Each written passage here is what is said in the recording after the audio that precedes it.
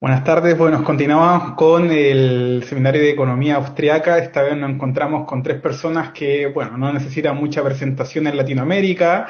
Mamela Fiallo, Vanessa Vallejo y Agustín Laje. Vamos a debatir específicamente, bueno, más que debatir, a exponer sobre la política, la cultura y la moral en Latinoamérica. No podemos decir que Latinoamérica es la última reserva moral del planeta, porque, bueno, en la vecina hermana Argentina se está debatiendo si la toma de terrenos es buena, es mala o legítima, ¿cierto? Volvimos a la prehistoria. Es por esto que nos encontramos con estos tres tremendos invitados, amigos de la Fundación Ciudadana Austral a la que pertenezco. Y vamos a comenzar con Mamela para que realice su exposición. Mamela, adelante. Muchas gracias por el espacio y como me gusta decir y a menudo coincide, primero las damas. Tan complejo hoy en día decir algo como que existen las damas o que existe la mujer siquiera. Y por ese frente a un tiempo tan líquido donde no existe ni el bien ni el mal, ni el hombre ni la mujer, es necesario que quienes defendemos valores morales, hechos, evidencia, podamos tener la libertad de decir algo así de básico. Y hago hincapié en lo que dijo el presentador Bastián. Yo sí creo fielmente que la región es el bastión moral, precisamente porque hay que dividir Estado de nación. El ejemplo que acabo de dar es del Estado argentino, pero eso no representa la nación argentina. Y yo creo que en ese sentido el ciudadano debe tener eso claro. Los valores no lo forja el Estado. El valor viene de la sociedad misma y comienza en la familia. Y el término familia es tan polémico, más hoy en día, porque se expresa una necesidad de diversas familias y que la libertad está ahí. Pero yo invito a los defensores de la libertad, que lo que nos une en general es la economía, a leer al enemigo. Si leemos el manifiesto comunista, dice entre signos de exclamación, abolición de la familia. Y de hecho, dice, palabras textuales, que esto es algo satánico. Imaginar eso hoy en día en un texto académico es inconcebible. Pero dejen claro algo muy evidente. En ese tiempo ya había una noción clara de lo que es el bien y el mal, cosa que ahora es muy difusa. Entonces, en ese sentido, invito nuevamente a los defensores de la libertad a hacer una reflexión muy profunda. Sí, defendamos la libertad individual, absolutamente, la de cada uno, pero para eso es necesaria una base común. Si no distinguimos lo que es bueno y lo que es malo, entonces, ¿cómo se castiga un crimen? ¿Cómo se premia una buena acción? Y tristemente vemos, gracias a la socialdemocracia, al sistema imperante, que se castiga al que produce y se premia al ocioso, precisamente porque vivimos en una época de antivalores. Y por eso, si nosotros conocemos un sistema económico que sirve dentro de parámetros morales, ¿por qué no extenderlo a los demás aspectos de la vida? Así que me permito citar a Hazlitt. Él decía que la libertad es la base esencial de la moralidad y que la moralidad solo puede existir en una sociedad libre y en la medida que existe la libertad. Porque solo en la medida que los hombres tienen el poder de elegir, se puede elegir el bien. Entonces es súper importante. Yo tengo discusiones a menudo que me dicen, no, pero es que la moral es individual. Ok, sí tenemos la base de la teoría subjetiva del valor. Todos damos distinto valor a las cosas. Pero si no tenemos un consenso moral, reitero nuevamente, de lo que es bueno y lo que es malo, entonces realmente ¿a qué premiamos? Creo que la mayor manifestación de esto difuso y de cómo la teoría subjetiva del valor llega a un nivel risible sería, por ejemplo, en el arte postmoderno. Tal es así que han habido varias muestras donde la señora de la limpieza barre una obra de arte, precisamente porque no hay ya noción de lo que es bello. Y el bello históricamente era el reflejo de la naturaleza y la exaltación o el intento de honrar a lo divino. Y ahora sucede todo lo contrario, el arte es un culto a la fealdad. Y las grandes marcas lo manifiestan así. Entonces, realmente yo creo con creencia plena, porque creo tiene ambas acepciones, ¿no? De lo que se cree y de lo que se cree. Entonces yo creo fielmente que así como usamos la evidencia para afirmar lo que sirve en materia económica, también tenemos la fórmula de lo que sirve en materia social. Y digo nuevamente, el enemigo, el socialismo científico, no es científico porque la evidencia muestra que funciona, sino porque tiene la fórmula a la que hay que llegar. ¿Qué es lo que tiene que destruir para que surja el hombre nuevo? Lo dice el Manifiesto Comunista, escrito en coalición entre Marx y Engels, y lo dicen otras obras de Marx, entre ellas manuscritos de economía y filosofía. Y lo dice con suprema claridad. Hay que destruir la propiedad privada. Para destruirla hay que destruir la familia, porque en la familia está la sucesión patrimonial que se establece mediante el vínculo matrimonial. Entonces, el enemigo, y perdón que hable en términos así tan fuertes de enemigos, pero lo considero necesario precisamente en este tiempo donde la tibieza es la norma, hay que tener bien direccionado a qué nos enfrentamos, precisamente porque ellos tienen bien claro... Perdón, ahí sí hubo una interferencia. Como ellos tienen tan en claro qué deben destruir para que haya su revolución, entonces nosotros debemos tener en claro qué es lo que hay que preservar para que no lo logren. Cuba es el mejor ejemplo de ello. Desde los 12 años, los niños eran retirados de sus casas para ir a las escuelas del campo. De los 12 a los 17 no tenían familia ni noción de capital. Ellos hacían labor esclava sin compensación y no tenían una familia. Entonces, esto ya está en la fórmula, esto ya se ha hecho y esto ya ha funcionado. No es casual que este sistema esté en pie por más de 60 años. Entonces, en ese sentido, reitero, si ellos sabían qué había que hacer para lograr su cometido, nosotros sabemos qué debemos hacer para que no suceda. Y algo muy importante, en el origen del Estado, la familia y la propiedad privada de Engels, establece muy en claro que la civilización naciente va de la mano con la monogamia. ¿Por qué? Porque es del pensamiento de largo plazo. Muchas veces capitalismo y consumismo se confunden, cuando la base del capitalismo es el ahorro, el largo plazo. Y es por eso que la familia, tal y como la conocemos hoy, surge en ese momento histórico, posterior a la revolución industrial, el nacimiento de la clase media. Ya no es más ese matrimonio para forjar alianzas entre reinos amigos, para ayudar en el campo, tener hijos, suficientes manos para cosechar, sino ya un proyecto compartido entre dos individuos. Y hay que tener conciencia plena que la familia, tal y como la conocemos hoy, no es que siempre existió y ahora hay inventos modernos. Todo aquel que nos llama retrógrado, en realidad, quiere volver a los tiempos más primitivos donde el ser humano vivía en una tribu. Lo dijo Hillary Clinton, aspirante a la presidencia en las anteriores elecciones. Se requiere una aldea. Entonces, todo aquel que nos critica, nos cuestiona por defender a la familia, en realidad es quien quiere volver a la forma más rudimentaria de la humanidad y quiere volver a la edad de piedra. Entonces yo hago esa afirmación, sé que es osada. El socialismo del siglo XIX y XX quería volver a la era preindustrial. El socialismo del siglo XXI quiere volver a la edad de piedra. En particular, quiere volver a la era prehispánica. Y todo lo que eso representó para nuestro continente en el ánimo civilizador. Entonces, en ese sentido, nosotros que somos herederas de esa cultura donde se respeta la vida, propiedad y libertad, debemos ser conscientes que debemos elevar un legado que heredamos y que nos permitió la libertad de expresión que tenemos hoy, nos permitió la comodidad y la prosperidad que tenemos hoy. Porque así como la libertad se ganó, la libertad se pierde. Entonces, podemos tener todas las discusiones filosóficas que queramos, pero hay una realidad. La evidencia muestra qué modelos funcionan y qué modelos fracasan. ¿Y por qué no extender la libertad a un modelo que ha funcionado y que el enemigo sabe bien que debe destruir para lograr su revolución? En Cuba está operando hace cuántas décadas y tristemente uno a uno vamos tachando de la lista en nuestra región la cantidad de países donde está pasando de nuevo. Entonces dejemos de ser cómplices, de convertir al Estado en un paternalismo que suplanta a la familia y donde el Estado se vuelve el padre, protector y proveedor, y fortalezcamos al individuo dentro del seno familiar para que allí surja justamente el sostén moral y no depender de un estatuto estatal para que nos diga qué es bueno y malo. De lo contrario pasará, como dijo Bastián, que validen el robo como justicia y que castiguen al que genera empleo como un criminal.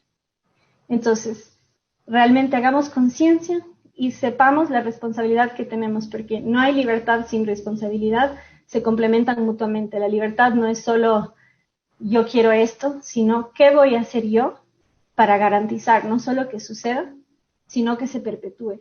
Y en ese sentido invito a aplicar los términos de la economía, ese largoplacismo, no solo a las inversiones mercantiles, sino a nuestra proyección civilizatoria. ¿Quiero yo la libertad para mí o quiero que la libertad se perpetúe por generaciones entrantes? Hay un gran proverbio griego que me encanta que dice, una civilización crece cuando los ancianos siembran árboles bajo cuya sombra no reposarán. Y esa es la idea, pensar no solo en la libertad para mí, sino para las futuras generaciones. De lo contrario, el individualismo que tanto defendemos recae en un atomismo y quedamos aislados, donde no hay amantes de la libertad en común que comprenden lo que hay que hacer para lograrlo, quedamos indefensos ante la barbarie. Y este término es literal. Entonces sí, defendamos derechos individuales, el de cada uno, desde su concepción hasta la muerte natural, y que seamos más. En lugar de caer en la fatal arrogancia de creer saber lo que es mejor y simplemente yo quedarme en mi nicho, dar las buenas noticias, expandirlas y transmitirlo de forma que se entiende y ser el vivo ejemplo de aquella libertad que queremos vivir. Muchas gracias, Pamela. De nada. Súper interesante tu exposición. Ahora vamos con Vanessa. Adelante, Vanessa, y luego va a Agustín y luego las preguntas. Bueno, pues muchas gracias a todos, muchas gracias a los organizadores, desde luego a Federico, que sé de primera mano cómo trabaja incansablemente, a ti por moderar, a todos los que están en la mesa y por supuesto a todos los que nos ven. A ver, yo a pesar de que soy economista, a mí me fascina hablar de estos temas y siempre me preguntan que por qué me desvío en estos temas y muchos economicistas me preguntan que por qué pierdo tiempo hablando de estas curiosidades en vez de hablar de economía y de datos duros y de todo esto, ¿no? Yo creo que la gente no ha entendido muy bien cómo van las cosas. Por ejemplo, a mí me da mucha risa cuando la gente dice eso de dato mata relato. O sea, eso es mentira. Si el dato matara al relato, nosotros ya habríamos ganado y no habría país socialista porque nosotros tenemos todos los datos de nuestro lado. Esto tiene que ver con relatos y también tiene que ver fundamentalmente con valores. Entonces, con cultura, con moral, que termina reflejado, por supuesto, en la política y, por supuesto, en la economía de un país y de una sociedad. Yo siempre recomiendo un libro que es el libro de Daniel Bell que se llama, voy a poner el cronómetro porque, que es el libro de Daniel Bell que se llama Las contradicciones culturales del capitalismo. Ese libro a mí me gusta mucho porque él hace, digamos, un recorrido por la historia de cómo la sociedad va pasando de ser una sociedad con valores conservadores y con esfuerzo y una sociedad que premia al que trabaja duro y el trabajo dignifica al hombre y todas estas cosas de estos valores que enseñaban las religiones, a ser una sociedad que cree que lo bueno es estar todo el día tirado al lado de una piscina y que creen que los billetes caen de los árboles y que no hay que trabajar, ¿no? Y la hipótesis de él al final, lo que él quiere dar a entender al final es que gracias, o bueno, más bien por cuenta y lastimosamente por cuenta de toda la prosperidad que nos ha traído el capitalismo y de todas las cosas de las que disfrutamos gracias al capitalismo, a la gente se le ha olvidado de dónde viene la riqueza y cómo salen las cosas. Es decir, para nuestros abuelos hace nada, hace 2 generaciones, la gente tenía muy claro de dónde venían las cosas, tan sencillo como que, bueno, en la mañana yo me quiero tomar un vaso de leche, mija vaya y ordeñe la vaca y saque la leche, ¿no? Era muy claro para todo el mundo que para consumir antes hay que trabajar y para consumir antes hay que producir, ¿no? Y nuestros abuelos se esforzaban muchísimo, es decir, nuestros abuelos no andaban viajando un mes al año, vacaciones internacionales, y no conseguían casa y carro así como lo conseguimos nosotros ahora, ni gastaban horas en redes sociales, ni mucho menos mi abuela iba a estar en TikTok haciendo bobadas 4 horas al día, porque tenían que trabajar, entonces era muy evidente lo que digo, que para consumir primero hay que producir. Ahora, en línea con lo que dice Daniel Bell, es difícil ver eso. Ahora hay gente que puedes tener 35 años y nunca en tu vida has trabajado, porque haces, no sé, si quieres maestría, doctorado y lo que quieras, tus papás te mantienen o vives con préstamos y no te das cuenta de dónde saca la gente el dinero y de nuevo, de que para consumir primero hay que producir. Y yo tengo, miren, esta anécdota a mí me la han contado varios de mis amigos, les estoy hablando por lo menos de 3, 4 personas, que me dicen, mira, me fui a vivir solo y me di cuenta que la basura hay que sacarla. Es decir, claro, en la casa uno bota la basura, tiene basura y la bota al tarro y tus papás, no sé, una vez a la semana, cuando pasa el carro de basura, la sacan. Cuando ellos se van a vivir solos, se les pudre la basura, empieza a oler feo, hay gusanos y se dan cuenta que la basura hay que sacarla. Así hay mucha gente que hasta muy tarde se da cuenta cómo funcionan las cosas. Entonces, claro, tienes toda esta gente, muchos de ellos, gente dedicada a estudiar en prestigiosas universidades, incluso los que hacen la política del mundo y todas estas cosas diciendo, qué bueno que si alguien tiene muchas casas, ¿por qué no le quitamos unas pocas casas a esta persona y se las damos a aquel que no tiene casa, ¿no? Y no entienden lo que hay detrás de eso.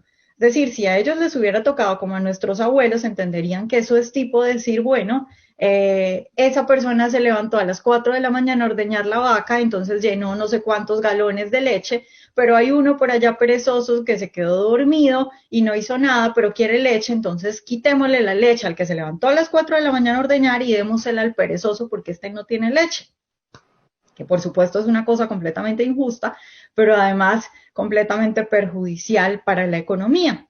Entonces, esta hipótesis de Daniel Bell es muy importante y es muy interesante porque nos enfoca en este problema de que la gente no entiende de dónde viene la prosperidad, de dónde viene la riqueza, y tienes gente diciendo cosas ridículas, como por ejemplo abiertamente personas en el gobierno español diciendo que hay que imprimir billetes y que mientras que uno pueda imprimir billetes nunca habrá pobreza. O sea, así de ridículos son. Entonces, es fundamental recordarle a la gente, esto no es una crítica al capitalismo, que quede claro, me toca dejarlo claro, porque hay gente que cree que yo estoy criticando la prosperidad y que podamos conseguir tantas cosas tan rápido y todo eso, que porque entonces eso nos hace unos perezosos que no queremos trabajar. No, no, no. Y tampoco la intención de Bell era esa. Es muy bueno que tengamos todo eso, pero sí nos toca recordarle a la gente, recordarle a los jóvenes y sobre todo educar desde chiquitos a las personas, a los niños, diciéndoles, para consumir, primero tienes que producir, y todo esto, desde luego que pasa por una cuestión de educación en valores, ¿no? ¿Qué pasaba? Por ejemplo, en el inicio del libro, Daniel Bell habla de cómo antes una persona que es admirable es aquel que trabaja, es decir, aquel trabajo entendido como que cuando yo trabajo y aporto algo a la sociedad, estoy mejorando la sociedad, ¿no? Entonces, alguien que consiguió plata, que tuvo una herencia y tiene mucha plata para conseguir muchas cosas, no es alguien digno solo porque tenga la plata, pues no hace nada, puede ser un perezoso y puede ser un vago, eso no lo hace digno, ¿no? Sin embargo, ahora las cosas han cambiado, esos valores han cambiado. Fíjense ustedes que, por ejemplo, sucede que ahora a la gente le da pena decir que es trabajadora. Eso es una cosa muy curiosa y es solo un ejemplo de cómo podemos ver que esos valores han cambiado, ¿no? Ahora a la gente le da pena decir, no, es que a mí me toca levantarme a las 4 de la mañana y yo trabajo todos los días. Se sienten mal, se sienten como que ellos son menos, se sienten como que no valen y como que es feo decir eso. En cambio, la gente, bueno, mucha gente se siente muy feliz diciendo que no hace nada y muchos, por ejemplo, quisieran ser solamente youtubers. Y entonces decir que, bueno, ellos andan por el mundo mostrando sus paseos y sus playas o TikTokers o lo que sea y que no hacen nada y eso sí está bien. Una inversión completa de los valores, a la gente no le da pena salir a decir, cuando digo pena me refiero a vergüenza, porque en España no lo entiende, a la gente no le da vergüenza salir a decir que es necesario, que todo el mundo tiene derecho a una casa. Algo que debiera ser simplemente escandaloso. ¿Cómo uno va a decir que uno por nacer tiene derecho a una casa y que tiene derecho a un salario mínimo? Entonces hay una inversión de valores que es fundamental, pero eso viene del crecimiento, viene de la educación en la familia y viene de esos valores que son conservadores que enseñan las religiones, ¿no? Esto viene no a la pereza, tienes que trabajar duro, tienes que ser honesto, todo ese tipo de cosas que hacen que uno sea una buena persona a pesar de que pudiera tener otras opciones, ¿no? Entonces, un poco volviendo a la idea esa ok, si yo tengo mucha plata porque mi papá consiguió mucha plata y yo la heredé, yo soy una persona respetable, yo soy una persona digna solo porque tengo la plata y puedo gastar, ¿qué aporto a la sociedad? O soy un vago que me quedo todo el día tirado en la cama y no entiendo ni siquiera de dónde salen las cosas. Yo quiero terminar mi intervención contando una pequeña historia, que me gusta contar historias porque siento que la gente siempre se acuerda de eso en 2 minutos. A ver, en Colombia hay una región muy especial que es la región de Antioquia. En Colombia, en las elecciones, no gana la izquierda gracias a Antioquia, porque Antioquia vota a derecha. A los antioqueños se les dice popularmente los paisas. De ahí salió el presidente Álvaro Uribe Vélez. Y esta gente es bastante particular. Por ejemplo, en Colombia se dice que un paisa te vende hasta un hueco, porque los paisas, la gente de Antioquia, siempre quiere andar vendiendo cosas. El sueño de ellos es ser empresario, y empresario como lo entendemos nosotros los liberales, que no es solo el gran empresario de una super multinacional, sino así sea de mi tienda, quiero ser dueño porque entiendo que, bueno, trabajo, le ofrezco algo a la gente y admiran a aquellas personas que ahorran, luego tienen una idea que es buena, una idea que mejora la sociedad y por eso la gente consume sus productos y que con eso además dan trabajo. Entonces los paisas siempre quieren ser empresarios, los paisas siempre quieren estar vendiendo algo, son muy emprendedores y eso hace que esta gente sea diferente. Pero esta gente además, en Antioquia, por ejemplo, hay trabajo infantil. Y eso escandalizaría a muchos. Es muy normal que los paisas cuando tienen hijos le digan a su niño, bueno, resulta que para tú conseguir esto necesitas, tu papá necesita trabajar una semana o necesita trabajar tantos días. Si tú quieres esto en vacaciones, por ejemplo, ven y tú le ayudas a tu tío en la tienda que tiene o le ayudas a tu tía en la empresa que tiene, o vienes acá y me haces el oficio y entonces yo te doy esta mesada. El trabajo infantil es muy normal en Antioquia. Entonces es gente que es supremamente diferente a muchas otras regiones del país, mientras que, por ejemplo, los costeños tienen fama de vagos, los paisas tienen fama de trabajadores y de querer ser empresarios. Y esos valores, esa idea del trabajo dignifica al hombre, de yo quiero poner una empresa, de ser vago está mal. Ser vago está mal al punto que, fíjense que en mi colegio yo no soy paisa, yo soy caleña, que es una ciudad aparte, una región aparte. En mi colegio yo conocí 2 paisas y las 2 vendieron cosas durante todos los años de escuela que tuvimos. Es decir, todos eventualmente vendimos algo porque, no sé, queríamos comprar algo y no teníamos plata. Y vendimos y era como, ay, qué pena, me toca que vender chocolates. Y estas 2 chicas siempre vendían y recuerdo una de ellas era muy amiga mía y una de ellas me dijo un día, yo con algo de la plata que consigo de vender cosas me ayudo a pagar mi colegio. Y yo me quedé asombrada y dije, wow, qué pesar esta chica, sus papás no le pueden pagar su colegio. Y algo le habré dicho prudentemente, pero ella entendió y me dijo, no, yo me siento súper orgullosa de yo misma poderme pagar mis cosas. Y yo no lo entendí. Luego, cuando estábamos en 11, que ya empezábamos a tener como noviecitos y eso, recuerdo que ella me dijo, es que yo quiero conseguir un novio, pero quiero que mi novio trabaje. Y yo decía, wow, esta chica no contenta con que a ella le toca trabajar, entonces también quiere un novio pobre que le toque trabajar. Yo no entendía en ese momento nada de esto que les estoy diciendo, que es una cultura a la que le gusta ganarse sus cosas. Desde pequeños los enseñan a que es honrado, honorable ganarse sus cosas y trabajar para ella no era una vergüenza, sino que era un orgullo. Entonces, Gracias, Vanessa. finalizo con esto. A los paisas que votan tanto derecha, no es que desde chiquitos les digan izquierda es esto, izquierda malo, derecha bueno, derecha es esto, no. Es que los crían con una serie de valores fundamentales que son esos valores conservadores que muchos libertarios dicen que no funcionan y que no sirven para nada, y eso hace que esta gente sea diferente en su vida y también en cómo votan. Muchas gracias, Vanessa, muy interesante. Y lamentablemente aquellos vagos, lo mejor que saben hacer en la mayoría del tiempo es destruir. Es muy fácil destruir y muy difícil construir. Así que vamos con Agustín y luego con las preguntas. Agustín, adelante. Bueno, muy buenas tardes, gracias a todos, ante todo, a la gente que está mirando esto y a los anfitriones del evento por haberme tenido en cuenta. Disculpas anticipadas por mi voz, estoy dando muchas conferencias todos los días y ya me está afectando al habla. Yo, digamos, quiero celebrar ante todo que se pueda poner en la mesa una discusión sobre moral en el marco de un congreso de economía, pero que no es de cualquier economía, sino que es de economía austríaca. Y la Escuela Austríaca de Economía, como saben muy bien aquellos que la estudian, tiene una profunda raíz humanista, es decir, ni Hayek, ni Mises, ni toda esta gente eran simplemente economistas, sino que eran economistas muy raros. Eran economistas que además hablaban de filosofía, que además hablaban de sociología, que además hablaban de teoría jurídica, que además hablaban de psicología, de teoría del conocimiento, etcétera, etcétera. Entonces, digamos, yo veo lamentablemente que el liberalismo en América Latina es muy economicista y teniendo semejante tradición de pensamiento detrás, ser economicista debiera ser considerado un pecado, porque al decir de Hayek, digamos, ningún buen economista puede simplemente saber de economía, porque si no va a ser un peligro, ¿no? Entonces yo hoy quiero hablar de Hayek, justamente. Quiero hablar de Hayek y quiero hablar de ese Hayek que va a hablar sobre moral.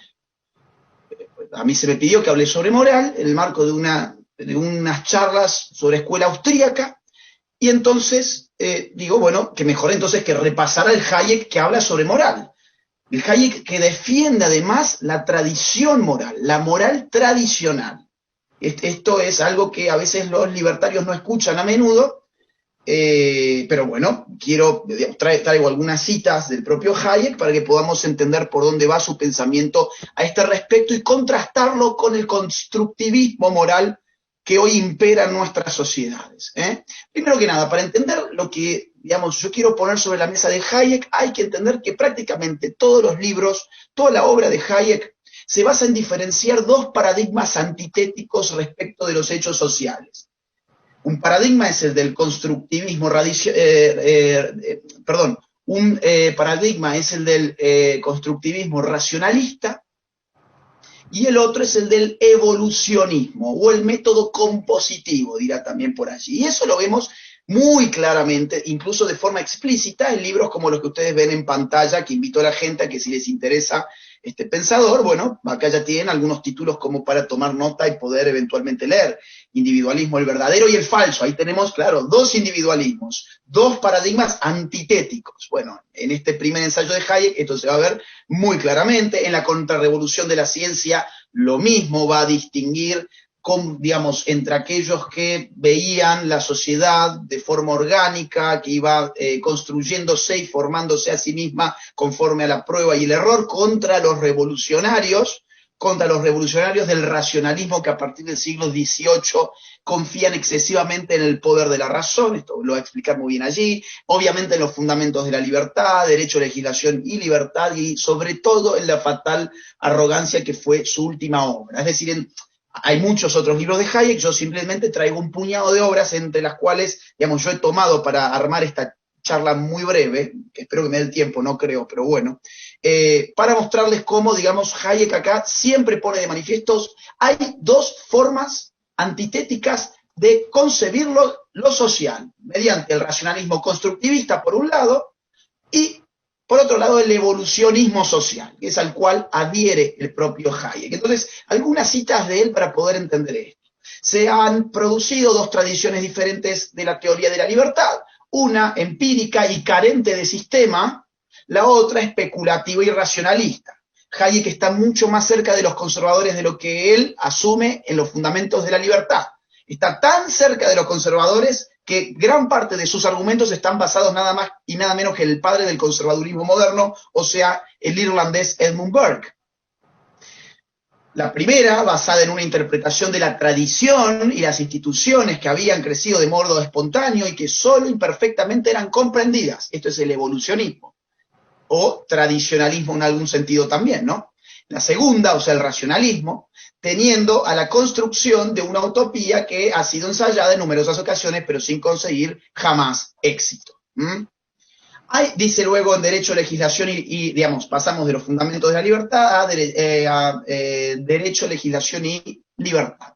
Hay dos formas de considerar la estructura de las actividades humanas. El primero nos proporciona la sensación de un poder ilimitado para realizar nuestros deseos, mientras que el segundo nos lleva a la convicción de que existen limitaciones en lo que deliberadamente podemos efectuar. Hayek continúa, de alguna forma, los esfuerzos de la escuela escocesa, o sea, Hume, Adam Smith, Ferguson, aunque, digamos, toma muchísimo, como ya dije recién, del padre del conservadurismo moderno, o sea, Edmund Burke.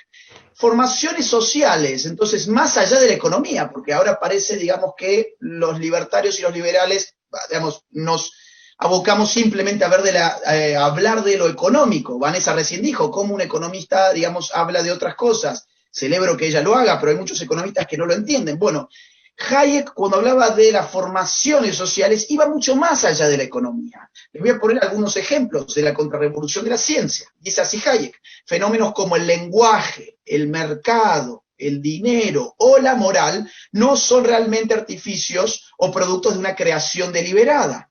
Y puesto que no son fruto de ningún plano diseño, sino de de acciones individuales de las que no poseemos hoy el control, al menos no deberíamos dar por hecho que podemos igualar o incluso mejorar su funcionamiento por medio de organizaciones que dependen de un control deliberado de los movimientos de sus partes. O sea, no solamente el mercado y el dinero, sino también el lenguaje y la moral están consideradas en la teoría de Hayek como formaciones sociales que conforman órdenes espontáneos. Y los órdenes espontáneos son un resguardo para la libertad, precisamente porque no han sido fruto de la deliberación de un individuo. No ha sido proveniente de una planificación racional, sino que se ha ido formando esa institución conforme a el ensayo y el error, el mecanismo de prueba y error y la transmisión de hábitos y costumbres. Fíjense qué fuerte lo que dice la fatal arrogancia al respecto.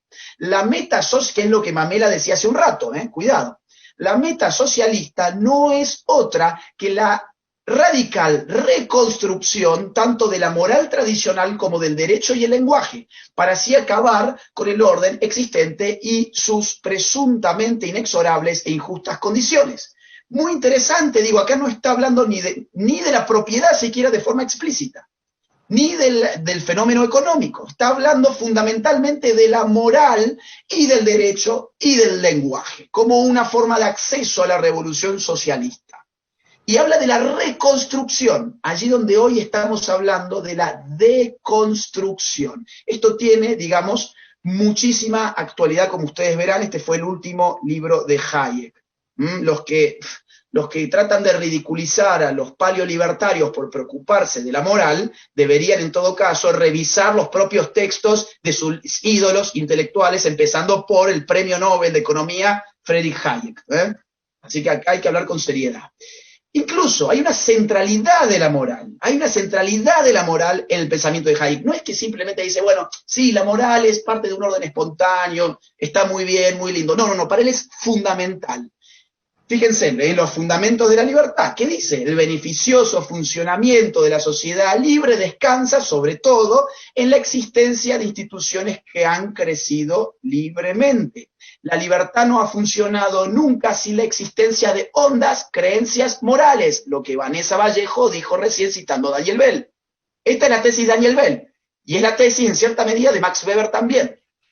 Y la coacción solo puede reducirse a un mínimo cuando se espera que los individuos en general se ajusten voluntariamente a ciertos principios, algo que los padres fundadores de Estados Unidos también habían visto cuando impulsaban la virtuosidad en su pueblo, otra palabra totalmente olvidada por la tradición liberal actual, reducida a lo económico. Este está muy largo, pero no lo voy a leer entero porque no me dará el tiempo, lamentablemente, pero fíjense por lo menos lo que está en rojo.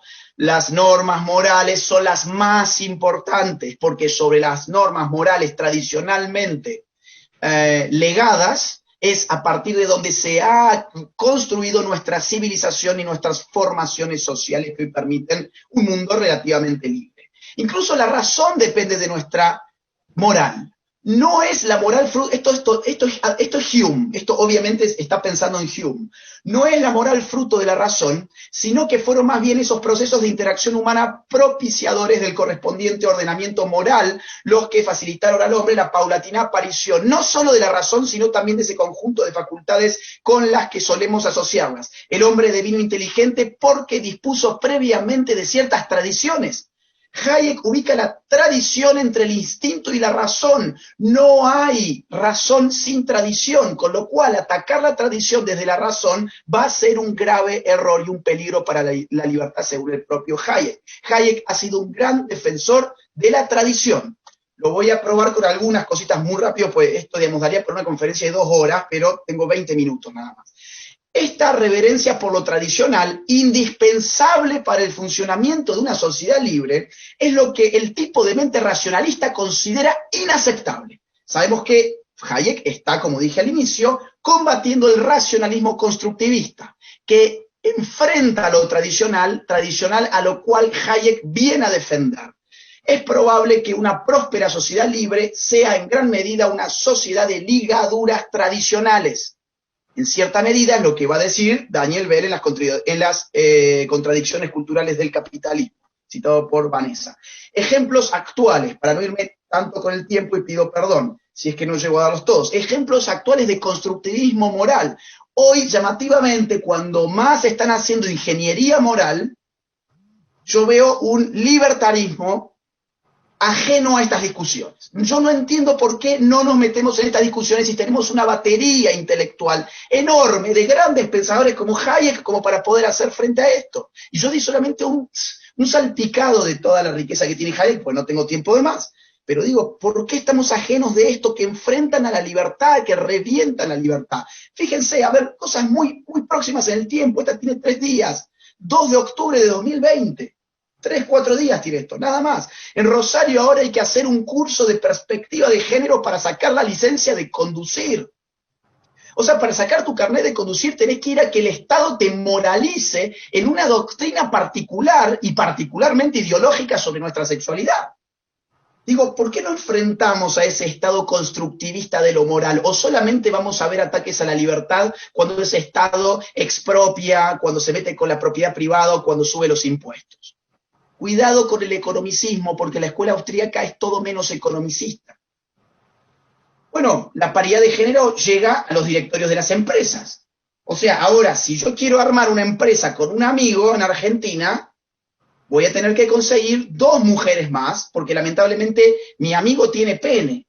Y entonces el Estado quiere que yo tenga paridad de hombres y mujeres. Si somos 2 penes, no vale, necesitamos 2 vaginas para poder constituir nuestra empresa.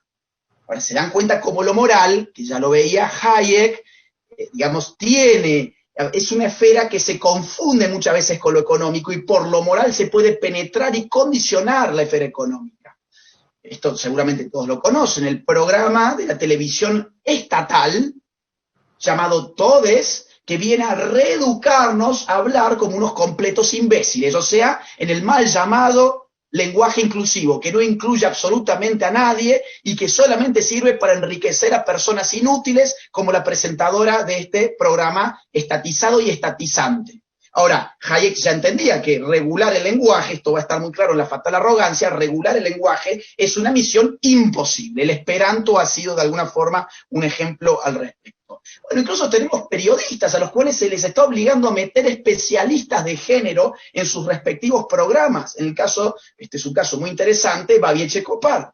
Por orden judicial tiene que meter en su programa especialistas de género. En Canadá se está castigando por la justicia a personas que usen pronombres de género equivocados. En Estados Unidos, en ciertos estados, está pasando exactamente lo mismo. Te multan, en el caso de Estados Unidos, por no usar pronombres de género acertados respecto de la identidad de género de las personas. Fíjense en la famosa educación sexual integral en nuestro país. Miren la última oración de todas. Dice que desde el Estado se apunta a desnaturalizar los modos socioculturales de ser niño y de ser niña, para generar desde la infancia modos de participación más democráticos. No es función del Estado desnaturalizar nada.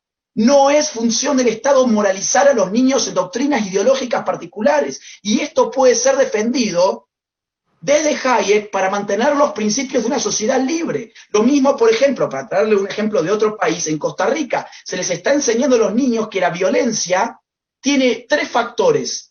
Por un lado, la segregación urbana, por otro lado, el microtráfico de drogas y por otro lado, la masculinidad. Se está adoctrinando a los niños en que la masculinidad es algo tóxico y que está fomentando la violencia en Costa Rica. Esto es una locura. No voy a poner este video porque no me da el tiempo, pero quiero que vean qué decía Hayek sobre la educación. En términos generales, el interés de los mismos niños exige que el cuidado de su bienestar, tanto corporal como mental, corresponda a sus padres o tutores. Yo quiero preguntar, ¿qué dijo el liberalismo en general sobre la avanzada ideológica de la educación sexual integral y sobre cómo se están restringiendo los derechos de los padres a educar a sus propios hijos? ¿O esto no cae dentro de las libertades fundamentales que vamos a defender? Vamos a ver qué dice. Dice esto también. La simple posibilidad de que al instaurar un sistema general de educación controlado por la autoridad, quede la enseñanza elemental a su vez sometida a directrices que determinados teóricos señalan, debería bastar para ponernos en guardia contra los riesgos que entraña someter el sistema educacional a su conjunto a una dirección centralizada. Está clarísimo. Incluso el constructivismo, y ya cierro con esto, pido 2 minutos, 4 minutos más. Constructivismo demográfico. Él también va a hablar en su último libro sobre el peligro del control natal, cuando se ridiculiza a las personas que estábamos denunciando la biopolítica consistente en controlar la natalidad en distintos países, que está siendo impulsada desde hace muchas décadas por la ONU. Tenemos que revisar los textos de Hayek o tenemos que ridiculizarlo el propio Hayek. Supongo que muchos no querrán hacer eso. Vamos a ver qué significa esto de constructivismo demográfico muy rápidamente. Fíjense lo que decía el Banco Mundial con Robert McNamara a la cabeza en 1968. El rápido crecimiento demográfico es una de las mayores barreras que obstaculizan el crecimiento económico y el bienestar social de nuestros Estados miembros. Por lo tanto, hay que llevar adelante políticas económicas que en verdad son políticas demográficas y de natalidad. Hay que reducir la natalidad para asegurar el crecimiento económico. Guárdense ese argumento en la cabeza porque ya vamos a ver en instantes qué decía Hayek al respecto. Lyndon Johnson, presidente de los Estados Unidos, $5 invertidos en control natal equivalen a $100 invertidos en crecimiento económico. No tenemos que ayudar a los países pobres a que salgan de la pobreza, sino que tenemos que ayudar a los países pobres a que maten a sus pobres antes de que nazcan, para así ser menos pobres. Eso es lo que estaba diciendo Lyndon Johnson, denunciado en su momento nada más y nada menos que por Eduardo Galeano en ese maldito libro que es Las venas abiertas de América Latina. Ahora me llama la atención que los zurdos y que los progres hoy totalmente funcionales a esta agenda no recuerden aquel librito de Galeano que tantos orgasmos intelectuales o pseudointelectuales les provocó en su momento. Bueno, no quiero abundar en datos. Acá tenemos las conferencias vinculadas con la ONU, llevadas adelante por los Rockefeller. Tenemos a Richard Nixon diciendo que está impresionado por el panel de las Naciones Unidas y que le pide al secretario de Estado y al administrador de la Agencia para el Desarrollo Internacional dar alta prioridad a la planificación familiar y de población.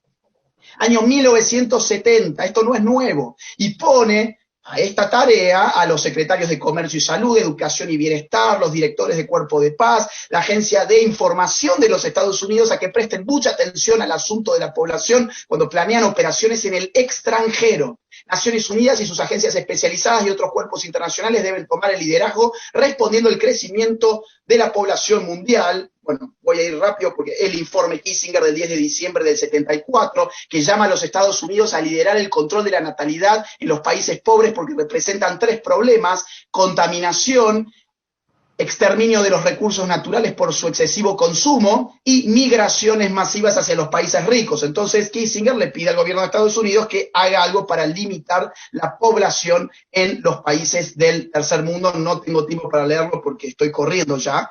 Bueno, esto lo recepta Gerald Ford, y Gerald Ford manda a pedir a la ONU que se haga cargo de esto. La ONU se hace cargo en el 74, la ONU se vuelve a hacer cargo en el 94, en la famosa Conferencia Internacional sobre la Población y el Desarrollo del Cairo, donde se evalúan cuántos millones de personas hay, cuántos son las hipótesis para el año 2015, cuántos millones va a ascender, y le pide medidas a todos los países miembros, entre las cuales se encuentra el aborto. Se les pide que para el año 2015 los países miembros deban proporcionar acceso universal a una gama completa de métodos seguros y fiables de planificación de la familia y a servicios conexos de salud reproductiva que no estén legalmente permitidos.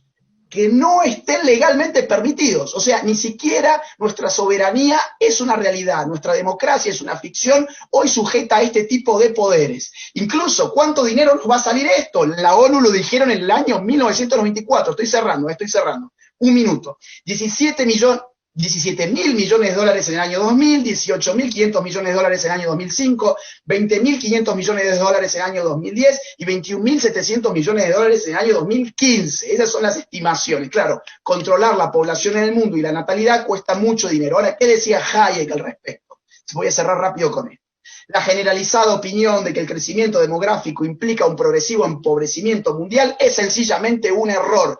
Es más, se trata de una injustificable simplificación de la teoría malthusiana de la población. Está pensando seguramente en Robert McNamara. Moralmente, ningún derecho tenemos a evitar el aumento de la población en otros lugares del mundo, como tampoco tenemos el deber de fomentarlo. Nada justifica que desde los países desarrollados se recomiende, como hizo el Club de Roma y posteriormente el libro Global 2000, esto fue escrito en el año 1988, si mal no recuerdo, o sea, no había visto todavía el Cairo, ¿sí? Pero había ya otros indicios, como Hayek acá mismo lo cita. Entonces vuelvo, nada justifica que desde los países desarrollados se recomiende a los menos desarrollados que pongan fin a su crecimiento o que se intente interferir en sus políticas nacionales a los cuales estos países con razón se resisten. Se está refiriendo al crecimiento poblacional. Entonces, a ver, tenemos para ser dulce, digo con Hayek, para hablar de la importancia de la moralidad, la importancia de la tradición y la importancia de mantener incluso las soberanías de nuestros estados-nación frente a la intromisión de los planificadores sociales que ya no son solamente estatales, sino que son supraestatales y cuentan con una agenda globalista que ya se ha puesto en marcha. Muchas gracias, Agustín. Bueno, les comento que estamos repasados, así que no vamos a tener tiempo para poder hacer las preguntas, algunas preguntas interesantes que habían. Quiero agradecerle mucho su intervención, las tres muy interesantes. Me siento honrado de estar con tres tan influyentes personajes de Latinoamérica. Así que muchas gracias y ahora seguimos con el otro panel. Hola, soy Mamela Fiallo Flor, bienvenidos a mi canal de YouTube. Hace mucho que me vienen pidiendo contenidos y la verdad no he tenido la oportunidad y por eso les pido una colaboración, así mantengo contenidos activos cada semana. Y lo mejor de todo es que ustedes pueden elegir los temas, se comunican conmigo y voy semana a semana actualizando. Y tengan algo muy presente, estamos no solo en una batalla cultural, sino literalmente en una guerra entre el bien y el mal. Y sabemos bien que del otro lado están bien financiados con tus impuestos. Así que bienvenidos a las colaboraciones y que surja de la iniciativa privada, de la solidaridad entre nosotros, para llevar la luz de la verdad en medio de un tiempo de engaño universal, como bien dijo George Orwell. Así que bienvenidos, pueden suscribirse y a través de Patreon pueden colaborar. Bienvenidos.